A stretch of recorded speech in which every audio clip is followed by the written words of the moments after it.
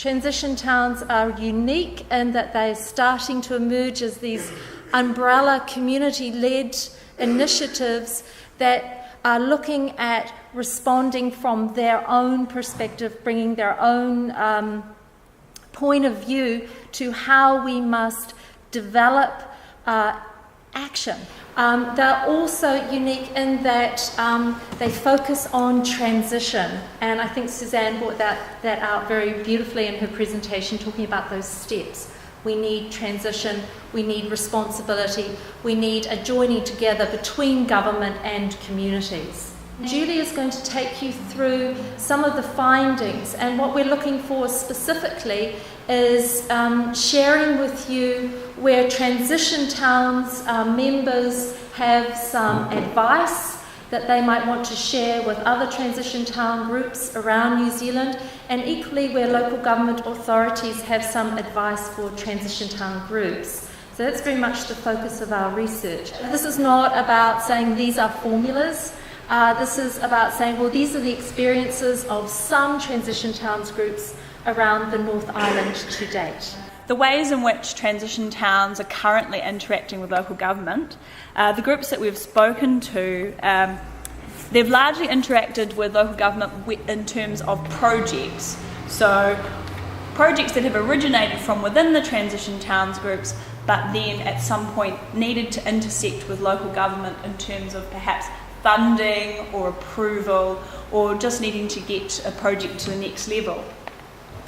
So some of the projects that there have been involvement, or in a sense some collaboration between Transition Towns Group, have been things like energy projects focusing on insulation in homes. That's involved some publicity and promotion by council to assist transition towns groups. There's an increasing interest engaging with council and waste initiatives, and some people with community gardens and fruit tree planting have turned to council for some funding or for approval for those types of projects. And one particular group has also done sustainability workshops in partnership with council. So a lot of these projects are naturally derived from the Transition Town Group themselves, but at some point they've decided to engage with council in a variety of different ways to further those projects.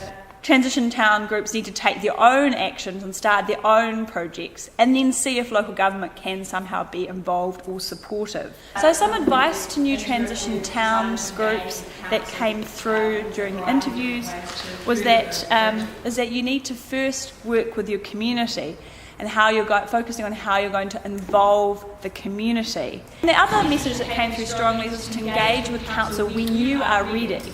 So to get your own organisation established as a group within the community first, and to develop your own projects and legitimacy within the community, perhaps before then engaging with local government. Council and local government is not the enemy. Avoid treating it as us and them. Council is made up of individuals and relationships, so it's important to develop those relationships within council and to keep them informed about what you're doing and who you are. To also pick projects that have a large amount of community support behind them as your first projects, and that way the council is more likely to support you if they can see that there's this community groundswell in support of your projects. Some transition town members considered that initially, at least, it's good to be strategic about what you say when you speak to council and members of the community, to perhaps focus on things which are positive and most relevant to the community and council, members of council who are representing that community, and in some ways maybe leave more challenging discussions about perhaps peak oil, climate change for later dialogue when the relationship is established. Not to downplay that overly, but just to focus on the positive as a means of beginning a relationship.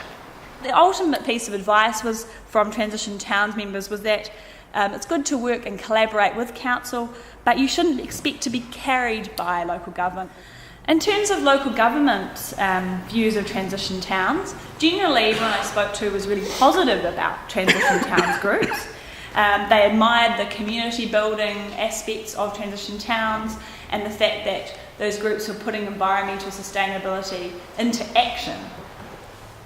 And some council people I spoke to considered that Transition Towns was a great umbrella organisation to lead other community groups which might have more diverse focuses, in comparison to some groups that might be very focused on a specific part of the environment, like focus on a particular stream or a particular protection of wildlife. That Transition Towns could have this overarching role, and that this could potentially be a go-to group for councils to assess views within the community about sustainability.